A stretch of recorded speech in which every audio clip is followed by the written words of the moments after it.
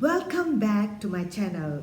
Hope you are all doing well and in perfect health, full of joy and happiness, and living and loving life. This video is something different as it was created because of abundance. I'm not a gardener nor a chef.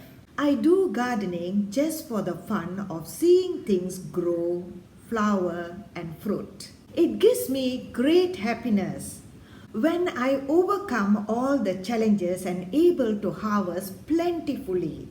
One such success is my dwarf Cavendish banana harvest. My difficult moment was what to do with all the grandiose harvest. The amateur chef in me saved the situation. I came up with two recipes to use the harvest fruitfully, and I am so happy to share them with you today. Coming from tropical Malaysia, I am fortunate to grow bananas in my own backyard. Sometimes I get an oversupply of bananas. Even after giving away much, I am sometimes left behind with a ton of overripe bananas. Bananas have very short shelf life after ripening. Freezing them is one option to extend their shelf life, but freezing them whole would take too much space in the freezer compartment. Moreover, ripe bananas have super high water content. So, to overcome all these issues, I decided to process the bananas first and also to evaporate most of the water. I sliced the bananas first so it will be easier for me to mash them. I also didn't want the bananas to be over mashed. I then simmered the mashed bananas on medium heat until it was reduced to a thick paste. I find that cooking the bananas before using them in any particular recipe not only concentrates its flavor and texture but also its sweetness.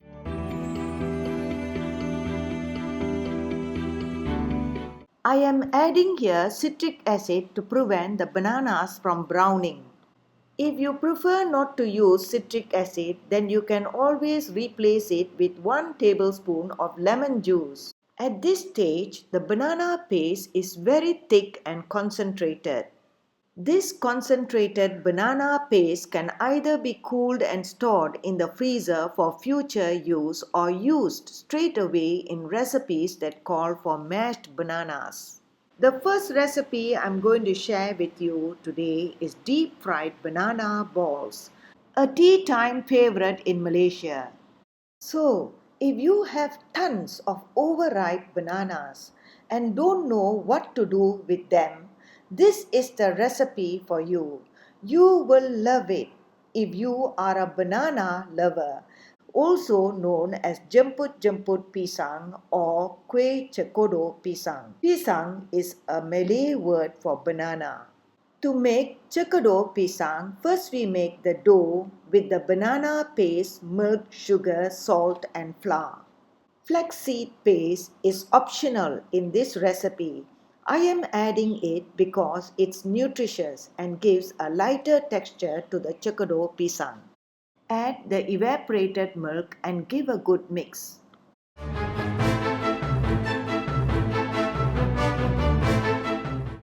Add salt. Besides relying on the sweetness of the bananas, we will be adding some sugar too. Adding rice flour gives the cekodo pisang a crispy texture on the outside. Next, add plain flour, baking powder and baking soda. And that's all the ingredients we need for cekodo pisang.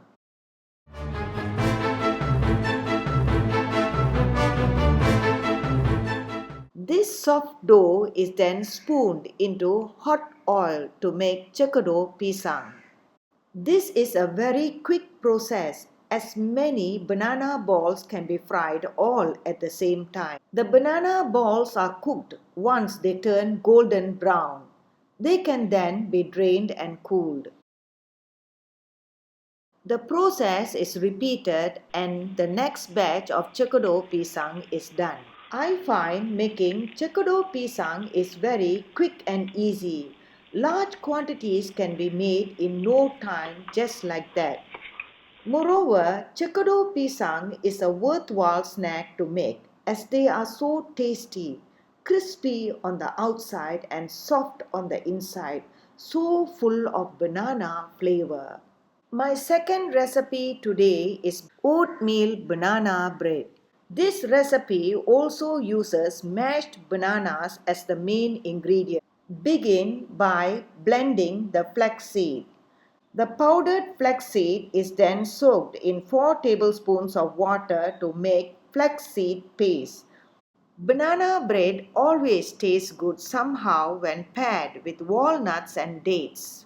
I'm using red dates as I ran out of Arabian dates. Maple syrup gives a wonderful flavor to the banana bread. Adding brown sugar makes the banana bread even more aromatic. Canola oil is best for banana bread as it is bland and does not offset the banana flavor. Half teaspoon salt. 1 cup concentrated banana paste.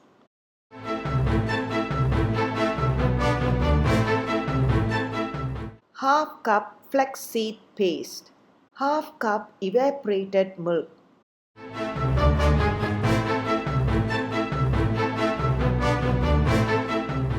Now for the dry ingredients. Blend rolled oats to make oat flour. Add oat flour, plain flour,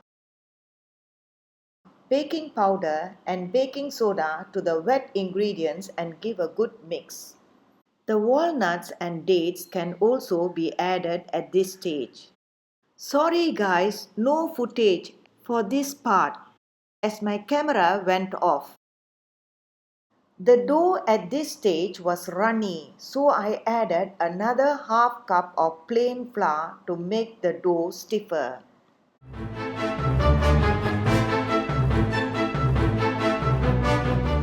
When the dough was of the right consistency, I divided the dough into 2 baking paper lined bread pans.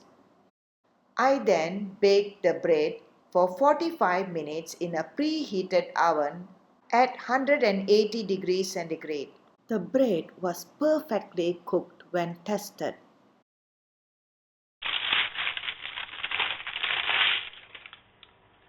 My banana oatmeal bread is now ready for the taste test.